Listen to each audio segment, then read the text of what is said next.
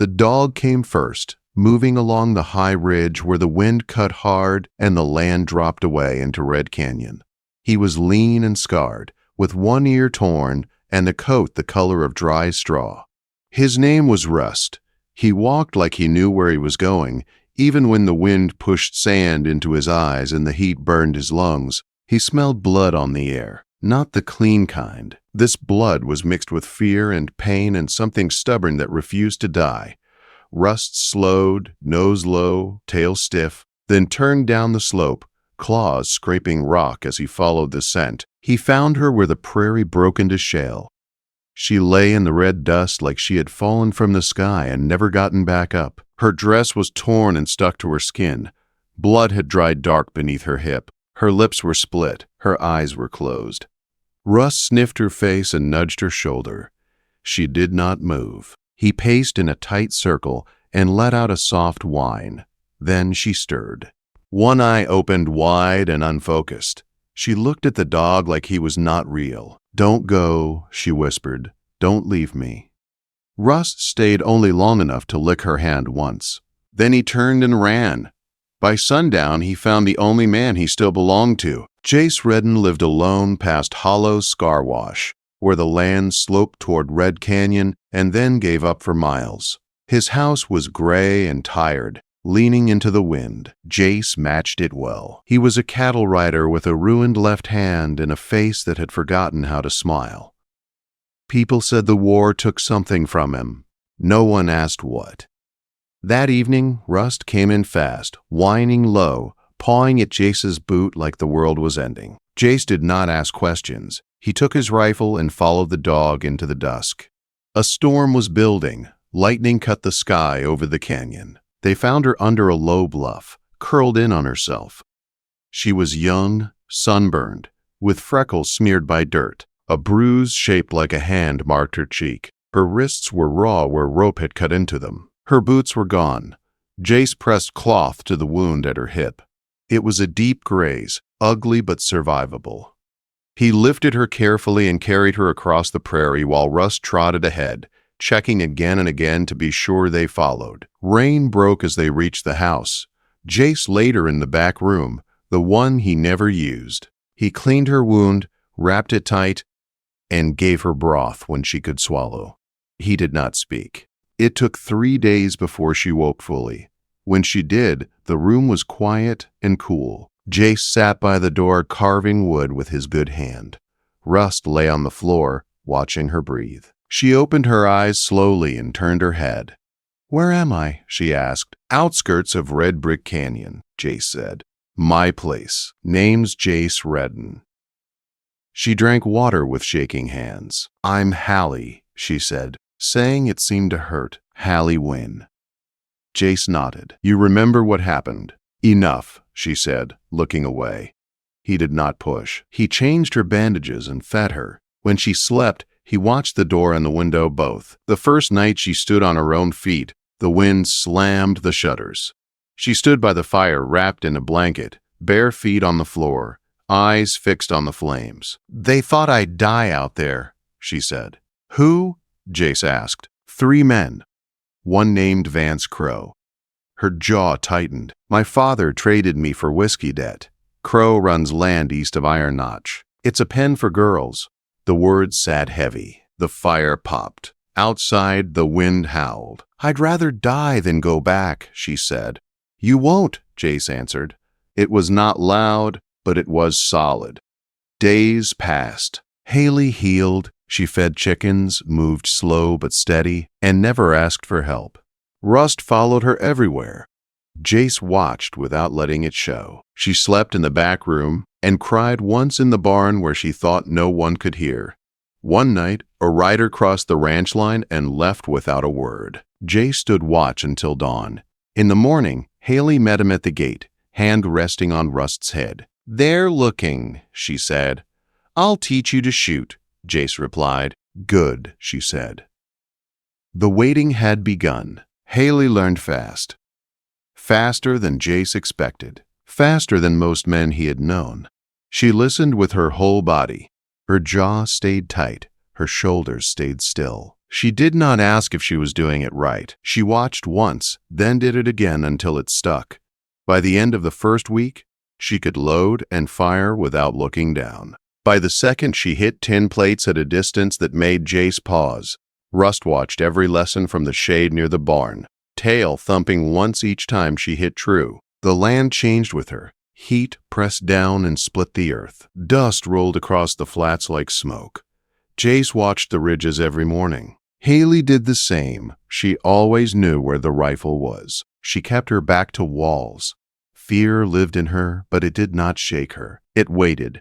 One night, Rust growled low and steady. Halie woke at once. She stood in Jace's doorway with the rifle in her hands, breath shallow. "Something's out there," she said. Jace took the shotgun and stepped onto the porch. The night was too quiet. A man stood 10 yards out, hands raised. Another waited on horseback behind him. "Evening," the man said, "looking for something that belongs to me." "Don't see anything of yours," Jace replied. The man smiled thin. "Girl goes by Halie Wynn." "My name was never mine to give," Halie said from the doorway. "Get off my land," Jace said. "Then it's war," the man answered, and rode away. They did not sleep that night. They prepared instead. The doghouse burned the next afternoon. Only ash remained. Rust paced the black ground, whining low. Halie touched the ash once. Her face hardened. "They'll come again," she said. Jace nodded. "Then we get ready." They turned the ranch into a trap. Halie dug pits along the fence line and covered them with grass. Broken glass and rusted nails waited below. Jace strung wire through the ravine and reinforced the barn doors. They soaked kindling in oil and stacked it under the porch. Halie slept with her pistol in her hand. Rust slept in the hall, nose to the door. "Do you believe in fate?" Halie asked one night. "No," Jace said. "Then why did your dog find me?" Jace watched her a long moment. Maybe he saw something I didn't.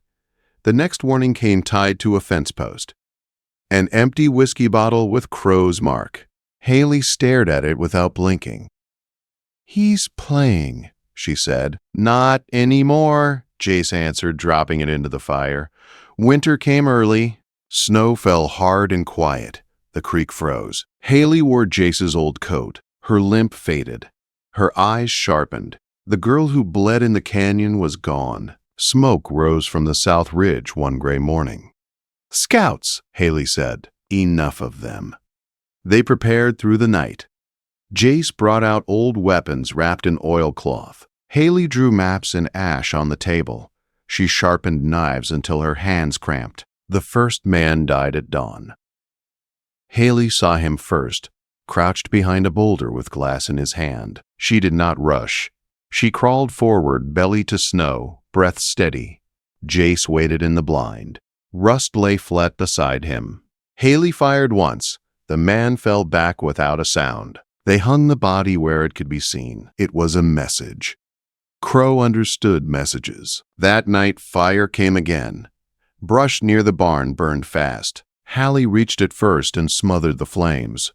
2 riders fled across the ridge. "They're testing," Halie said. "No more tests," Jace replied. Danner Crow came himself 3 days later. He brought 4 men. He smiled like smoke. "You know why I'm here," he said. "You're trespassing," Jace answered. "You've got a girl that's promised. She's not property. The world disagrees." Halie stepped out with the rifle raised. "I'm not going with you." Crow laughed. "You were bought, not by you." Crow stepped forward. Halie fired. The bullet cut his cheek. Jace dropped one of the men with a blast to the chest. Another ran. When the smoke cleared, Crow was gone. They burned the dead that night. The smell carried far across the land. "He'll bring more," Halie said. "Then we finish it," Jace replied. Snow melted into mud. The days grew heavy. Halie trained harder. The fear in her eyes burned down to something sharp and cold. The final warning came just after dusk. A riderless horse ran in from the east. A strip of dress was tied around its neck. "They're ready," Halie said. "So are we," Jace answered. They waited. The prairie held its breath. The attack came just after midnight. The moon hung low, lighting the prairie like bone. Hooves moved through the creek bed, slow and careful. 6 men at least. Halie waited behind the gate post, rifle steady, breath calm. Jace stood near the porch, shotgun ready. Rust crouched between them, body stiff, eyes locked on the dark. One man stepped forward and crossed the white stone line Halie had marked earlier. She fired once. He dropped without a sound. Another rushed and fell into a hidden pit. Bone cracked. A scream split the night. Gunfire erupted. Bullets tore through wood. The porch rail shattered. The barn wall shook. Jace fired twice, dropping shadows in the grass. Halie rolled, reloaded, fired again. A man screamed and fell silent. Then the barn caught fire. Flames climbed fast, licking the sky. Through the smoke, Danner Crow stepped forward, whip in one hand, pistol in the other.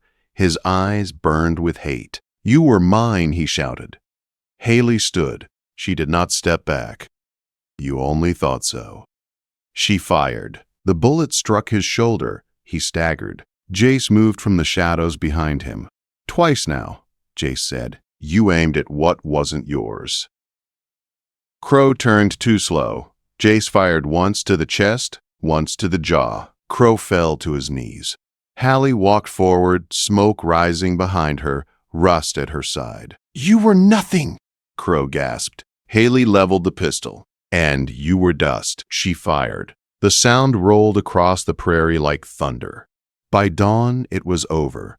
4 bodies burned with the barn. The rest fled and never came back. Snow melted into ash and mud. The wind moved through the canyon like a long breath released.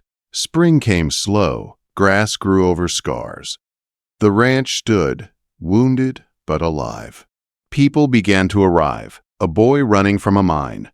A woman with a child. A man who could not speak. Halie let them stay. Jace taught them to build. The ranch became a place of choosing, not hiding. Russ died that fall. He lay down by the chicken coop and did not rise again. Halie sat with him until morning. They buried him on the ridge facing west. She carved a stone with simple words. Rust, guardian for years past. Folks whispered about the girl of Redden Ranch, the one who survived the canyon and burned a monster's world to ash. They said she was promised not to a man, but to the land itself. They were right.